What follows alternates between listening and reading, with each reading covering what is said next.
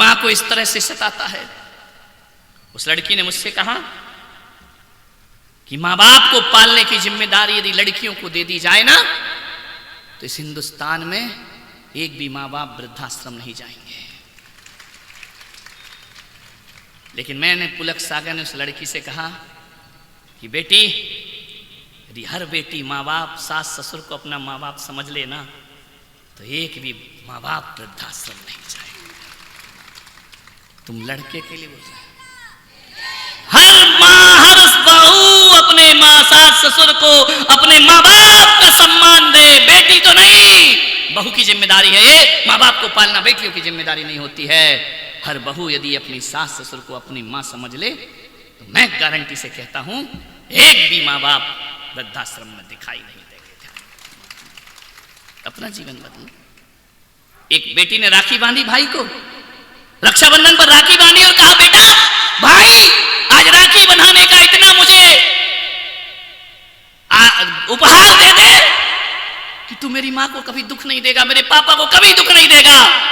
उस लड़के ने कहा, बहन आज तू भी मुझे ऐसी राखी बांध कि तू ससुराल में सास ससुर को कभी दुख नहीं देगी। ध्यान रखना, तू मुझसे तो वचन ले रही है लेकिन तू नहीं दे रही है।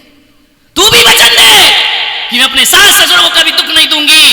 तो ये बेटा भी कसम खाता है, मेरी पत्नी भी मेरी मां को कभी दुख नहीं देगी, कष्ट नहीं देगी। आपसे निवेदन है मान्यवर, हालात बहुत खराब हैं।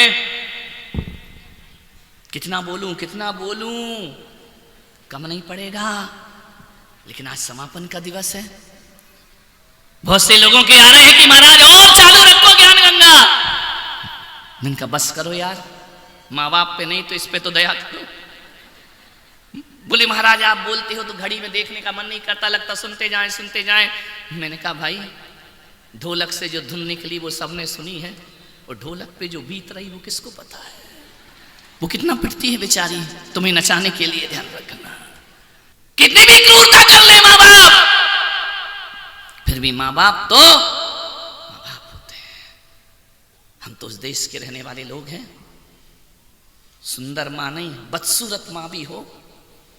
बदसूरत तो छोड़ो, हमने तो भस्म लगाए, जिभ्या निकाले, काली कंकाली को भी मां कह करके बुलाया है। ध्यान रखना, कितना विकराल रूप है उसका, लेकिन हम उसे भी अपनी मां कह करके बुलाया करते हैं। ध्यान, हम भारत के लोग हैं। हमें जिससे जो मिलता है हम उससे अपने रिश्ते बना लेते हैं। मान्यवर, आपसे निवेदन है बड़ी विनम्रता के साथ, भगवान महावीर से एक दिन माता त्रिशला ने पूछा कि वर्धमान, लोग कहते हैं कि तुम भगवान हो, लोग कहते हैं कि तुम तीर्थंकर हो, लोग कहते हैं, मैंने जमाने से सुना है, देवलोक से सुना है कि तुम भगवान हो। मां कभी भगवान नहीं समझती थी ना, मां की नजरों में बेटा हमेशा, बेटे सच बताओ वर्धमान, क्या तुम भगवान हो? वर्धमान ने कहा कि मां मैं नहीं जानता कि मैं भगवान हूं। वर्धमान के उत्तर को जरा ध्यान से सुनना, मुझे नहीं पता कि मैं भगवान हूं, लेकिन मां जिसके भाग्य में तेरे जैसे माता पिता लिखे हैं, एक दिन वो भगवान जरूर बन जाया करता है। त्रिशला जैसी माता और सिद्धार्थ जैसे पिता हो, वो औलाद एक दिन भगवान जरूर बनती है। एक दिन वो भगवान तीर्थंकर बन के दुनिया से विदा हो जाते। माँ एक बात ध्यान रखना, मैं सारी दुनिया की नजरों में भगवान होऊंगा, लेकिन जब भी कलयुग मुझे बुलाएगा, त्रिशला नंदन वीर की और जय बोलो, तेरे लिए हमेशा बेटा रहूंगा, तेरे लिए हमेशा त्रिशला नंदन बन के रहूंगा। माँ मैं सारी दुनिया से नाते तोड़ सकता हूं, लेकिन जो नाता तुझसे जोड़ा है वो जिंदगी में कभी खत्म होने वाला। लोग मुझे त्रिशला नंदन कहकर बुलाएंगे, मैं दुनिया के लिए तीनों लोगों का नाथ हूं, लेकिन सिद्धार्थ का राज दुलारा वर्धमान हमेशा था, हमेशा है और हमेशा भगवान को अपन कहते ना त्रिशला नंदन, जय महावीर प्रभु बोलते हो कि नहीं आरती में, त्रिशलानंदन वीर की ओर जय बोलो महावीर। आज भी वो त्रिशलानंदन है, आज भी वो सिद्धार्थ का राज दुलारा है, आज भी वो अश्वसेन सुत है, आज भी देवकी नंदन है, और आज भी कौशल्या नंदन राम को बुलाया। ये भगवान दुनिया के लिए हो सकते हैं, माँ बाप के लिए तो ये आज भी उनके पुत्र बने हुए हैं। ध्यान रखना।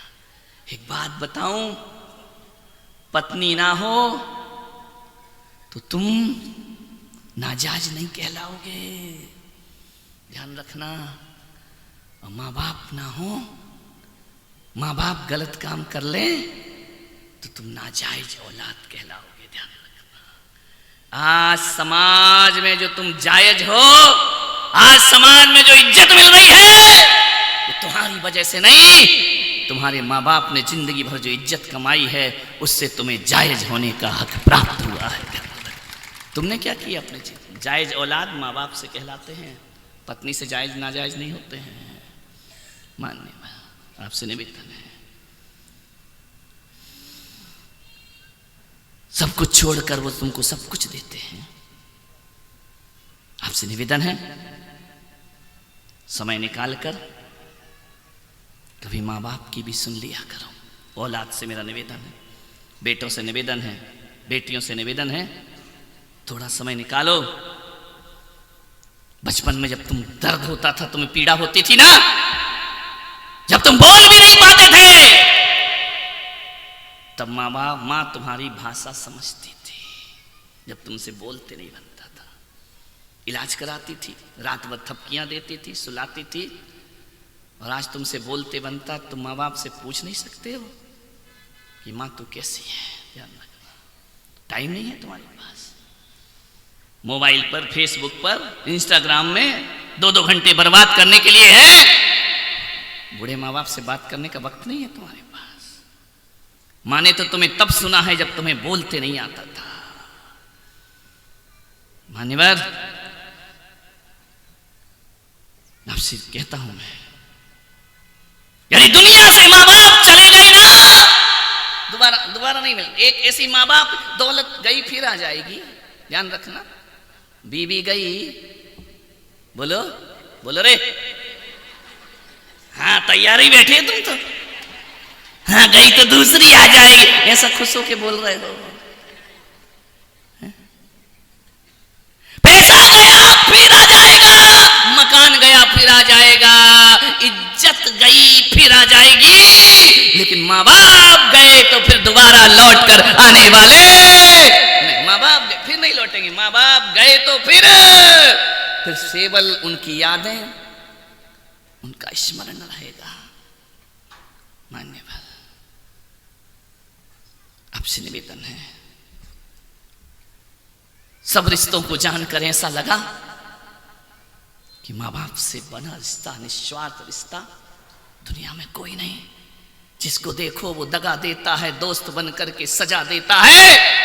एक माँ बाप का दिल है इस दुनिया में, वरना मुफ्त में यहाँ कौन दुआ देता है, वरना मुफ्त में यहाँ कौन दुआ। मुफ्त में दुआएं तो माँ बाप से मिलती हैं। एक बेटी थी, उसको अपनी मां से बहुत नफरत थी। उसे कभी जीवन में अपनी मां से प्यार नहीं किया। पापा से बहुत प्यार करती थी, मां से नफरत।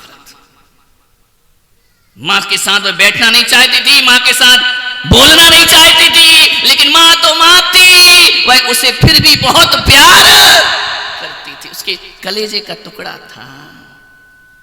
लड़की बहुत सुंदर थी, दर्पण में दिन भर मुंह निहारा करती थी अपना, दिन भर चेहरा देखना। आधे पागल होते हैं दर्पण देखने वाले, कभी ऐसा मुंह बनाएंगे, कहीं ऐसी आंख चढ़ाएंगे, कहीं ऐसी हेयर स्टाइल कर। आधे घंटे पागलपन देखना है तो ड्रेसिंग टेबल पे जब वो मुंह देखे ना बीवी, तब देखना है कैसा पागलपन कर रही खड़ी होकर के, ध्यान रखना। फिर नाक चौड़ी करेगी तो आंख चौड़ी करेगी, तो गाल फुलाएगी तो होंठ खींचेगी, मैं ऐसी होती तो कैसी लगती, वैसी होती तो कैसी। पागल हो जाता है आदमी दर्पण के सामने, आधा पागल। पूरा तो जन्म जाता है, आधा और हो जाता है। दर्पण देखो, मेरा विरोध नहीं है। मैं एक सूत्र दे रहा हूं, जो बहुत सुंदर हो उन्हें दिन में 4 बार दर्पण देखना चाहिए। मैं विरोध नहीं करूंगा दर्पण देखने को, करूंगा तो तुम कौन सा मानने वाले हो। आते आते मैं देख रहा था, एक लड़की आई, लड़का आया, फट से, दर्पण तो था नहीं, फट से गाड़ी का शीशा घुमाया, यूं हेयर स्टाइल करी, जैसे लगा कि कोई इसको देखने वाले आ रहे हो। रोज सचता, ना जाने लड़कों को क्या हो गया, पागलों को, ऐसे ऐसे स्टाइल में बाल कटाते हैं, इधर गायब बीच में बाल, ऐसा लगता है दोनों तरफ सर्विस रोड, बीच में हाईवे जा रहा है। पागल हो गए। मैं आपसे निवेदन करता हूं कि यदि कोई बहुत सुंदर है, दिन में 4 बार दर्पण देखना। वो जो बहुत सुंदर नहीं है, उन्हें दिन में 10 बार दर्पण देखना चाहिए। बदसूरत लोगों को दिन में 10 बार दर्पण देखना चाहिए। क्यों? आप कहिए कैसे संत हैं, शीशा देखने का बोल रहे हैं? सुंदर लोग इसलिए शीशा देखें कि भगवान ने जितना सुंदर मुझे बनाया है, उतना सुंदर मेरा नेचर भी है या नहीं है। ध्यान रखना, शरीर की सुंदरता से जिंदगी नहीं चला करती है। यदि उतना सुंदर नेचर नहीं है तो मुझसे आज से ही अपना नेचर बदलना चाहिए। और बदसूरत लोग इसलिए दर्पण देखें कि देख, तेरी शक्ल देखकर तो कोई तुझे लाइक नहीं करेगा, तेरी शक्ल ऐसी है कि कोई तुझे पसंद नहीं करेगा। अब शक्ल से ही जीवन की ऊंचाइयां नहीं मिला करती हैं। तू अपना आचरण और व्यवहार ऐसा बना ले कि सुंदर लोग भी तुझे पसंद करना प्रारंभ कर दें।